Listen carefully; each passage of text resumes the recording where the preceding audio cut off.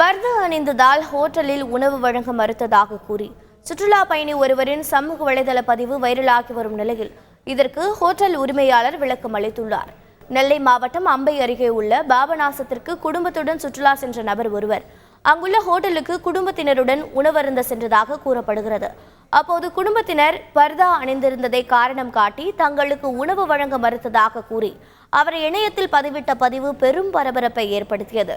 இதுகுறித்து போலீசார் விசாரணை நடத்தி வரும் நிலையில் இதுகுறித்து விளக்கமளித்த ஹோட்டல் உரிமையாளர் கோபால், தாங்கள் எந்த ஒரு பாகுபாடும் காட்டவில்லை என்றும் சந்தேகம் இருந்தால் கடையில் உள்ள சிசிடிவி காட்சிகளை சரிபார்த்துக் கொள்ளும்படியும் தெரிவித்திருக்கிறார்.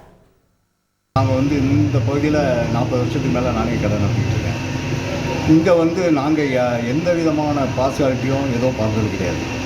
நீங்கள் கேட்டு வந்த விஷயமா இங்கே அப்படி எந்த சம்பவமே இங்கே அப்படி நடக்கலை. இல்லைன்னா எங்கள்கிட்ட சிசிடிவி கேமரா இருக்குது, அதில் பார்க்க சொல்லிட்டோம்.